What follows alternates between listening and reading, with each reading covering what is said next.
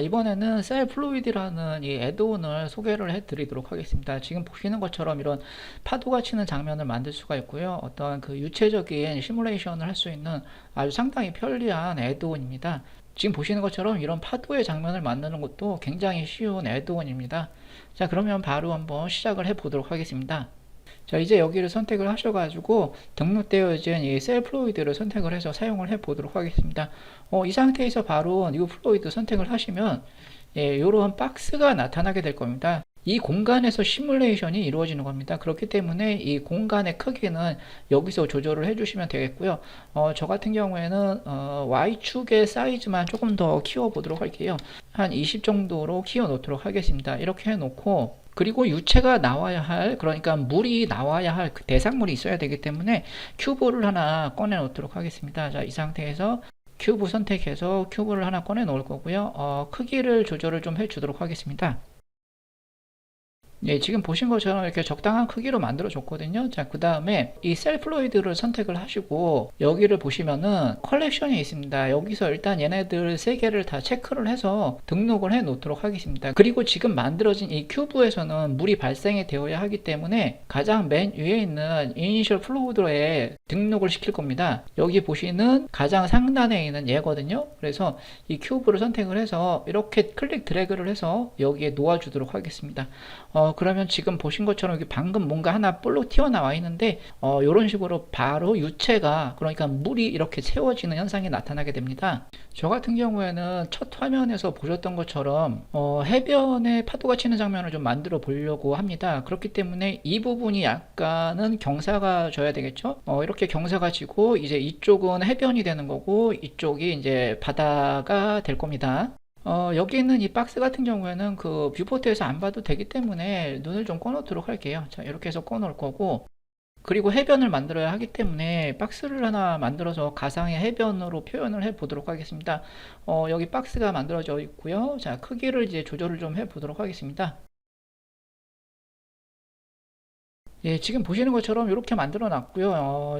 이 부분이 이제 그 해변의 모래가 되는 거고, 이 바닷물이 파도가 쳐서 이쪽으로 올라가는 그런 장면을 만들 겁니다. 그러니까 얘는 이제 그 땅이 되는 거거든요. 그렇기 때문에 여기서 얘를 선택을 하셔가지고 그라운드에 등록을 할 겁니다. 자, 얘를 딱 선택을 하시면 이 부분에 지금 그라운드가 만들어졌거든요. 지금 만들어진 큐브는 요겁니다. 요거를 선택을 해서 그라운드에 등록을 시켜 주도록 하겠습니다.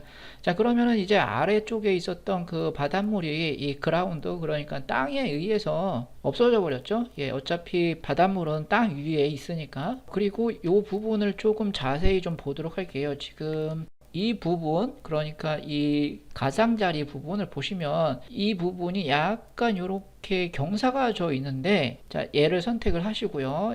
이 아래쪽으로 내려서 보시면 요거를 가지고 조절을 해줄 수가 있거든요. 요거 같은 경우에는 기본적으로 0.15로 설정이 되어 있는데 이거는 그 크기에 따라서 요 수치를 변경을 시켜주면 됩니다.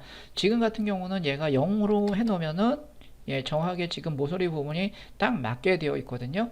그렇기 때문에 이 셀플로이드의 크기를 얼마로 설정을 해 주느냐에 따라서 이 값을 조절을 해 주시면 되겠습니다. 이제는 만들어진 바닷물을 이 위쪽으로 밀어 올려 줄게요. 그러기 위해서 박스를 하나 만들도록 하겠습니다.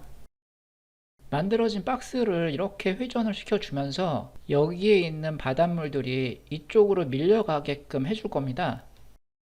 이 상태에서 먼저 키프레임을 하나 등록을 해 놓도록 할게요. 자, 여기서 마우스 오른쪽 버튼을 눌러서 인서트 키프레임 하도록 하겠습니다. 그러면 여기에 키프레임이 이제 만들어져 있고요. 그리고 60프레임으로 이동을 하도록 하겠습니다. X축으로 180도 회전시키겠습니다. 이 상태에서 마우스 오른쪽 버튼 인서트 키프레임 120번 프레임까지 가도록 하겠습니다. 360도를 입력을 할 거고, 마우스 오른쪽 버튼 인서트 키프레임. 자, 장면을 보시게 되면은 박스가 이렇게 한 바퀴 회전하는 장면이 만들어져 있고요. 이 부분을 선택을 해서 그래픽 에디터 선택하도록 하겠습니다. 곡선을 보시게 되면은 이렇게 약간의 휘어진 경사가 좀 있습니다. 이 부분을 일직선으로 만들어서 회전의 속도가 동일하게끔 설정을 해줄 겁니다. 모든 점들을 선택을 하시고요. 키, 인터폴레이션 모드에서 리니어를 선택을 해서 직선으로 만들어 주도록 하겠습니다. 자, 이제는 회전하는 속도가 일정하게 만들어져 있는데요. 이거를 무한 반복하기 위해서 X축을 선택을 하시고 Modify Cycle을 선택하도록 하겠습니다. 타임라인으로 바꾼 후에 재생을 해서 확인을 해 보도록 할게요. 지금 보시는 것처럼 무한 반복이 진행되고 있고요. 하지만 뷰포트를 자세히 보시면은 물의 변화가 없을 겁니다. 이거는 여기에 등록이 되어 있지 않기 때문에 이런 현상이 나오게 되는 거고요. 자, 이 큐브를 선택을 해서 윈플로우에 등록을 시키도록 하겠습니다. 이렇게 해서 놓아주고 처음으로 간 후에 재생을 해서 확인을 해 보도록 하겠습니다. 자, 지금 보시는 것처럼 이제 파도가 만들어졌습니다.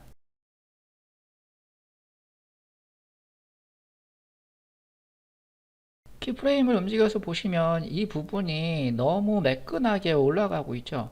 이 부분을 조금만 수정을 좀 해 보도록 할게요. 박스를 선택을 하고 에이트 모드로 바꿔주도록 하겠습니다. 마우스의 오른쪽 버튼 Subdivide를 선택을 하시고 다시 한번 마우스 오른쪽 버튼 Subdivide, 이 과정을 몇 번 더 반복을 해주도록 하겠습니다. 그리고 폴리곤을 선택을 하고요. Select 랜덤 선택하도록 하겠습니다. 수치를 조금 낮춰주도록 해서 선택되는 폴리곤들이 많지 않도록 해주도록 하겠습니다. 그리고 Move 툴을 이용을 해서 위쪽으로 이동을 시켜주도록 할게요.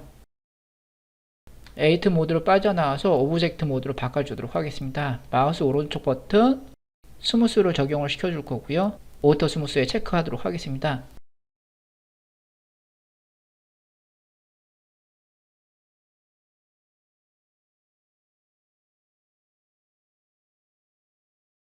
그리고 마지막으로 이쯤에다가 돌멩이를 하나 얹어 보도록 할게요. 자, 이렇게 돌멩이를 꺼내 놓은 상태입니다. 이 상태에서 이 돌멩이는 아웃플로우에 등록을 해서 어떤 결과가 나오는지 한번 보도록 하겠습니다. 처음으로 간 상태에서 플레이 해 보도록 할게요. 이번에는 아웃플로우가 아닌 이 그라운드에 등록을 해 보도록 할게요. 자, 이렇게 등록이 되어진 상태에서 처음으로 가서 플레이 하도록 하겠습니다. 이 돌멩이 주변에 물이 고이는 장면을 보시면은 아웃플로우하고 그라운드의 차이점을 확인을 하실 수가 있을 거예요. 자, 여기까지만 설명을 드리도록 하겠습니다. 감사합니다.